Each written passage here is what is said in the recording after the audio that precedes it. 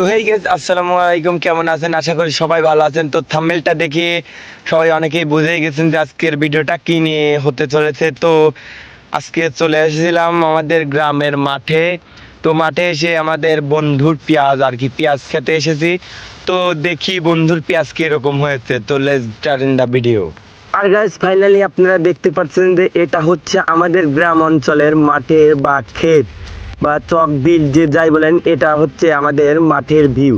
তো দেখেন কত সুন্দর পেঁয়াজে ফলনে হয়েছে, মাশাল্লাহ। তো গাইস, এটা আমাদের বন্ধুদের মাঠ আর কি। বন্ধুর অনেক কষ্ট করে কিন্তু আবাদ সাবাদ করেছে। তো বন্ধু, কিছু বলো আমাদের টিভি চ্যানেলের উদ্দেশ্যে। তবে বন্ধু, তোমার কাছে কি বলবো? তো দেখো, দেখতেই পাচ্ছ, যেহেতু আমাদের 1 বিঘা জমি, এই জায়গায় জমির ভিতরে হচ্ছে পেঁয়াজ চাষ করেছে, ঠিক আছে? তো পেঁয়াজ চাষ করেছে, একটু জোরে বললে ভালো হয়, আর কি জোরে বল। পেঁয়াজের আর কি তোমার সমস্যা হয়েছে, ঠিক আছে? এই এসেছি কাজ করা বাদ দিয়ে যে পেঁয়াজ তুলতে, এই জিনিসটা দেখাই। দেখো, এই পেঁয়াজটা গড়ে ছোট আসছে না, এই ফুলটা দেখো কত বড়।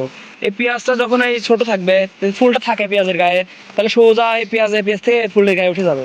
তখন পেঁয়াজটা বড় না, পেঁয়াজ ফুলটা ভেঙে দেয়।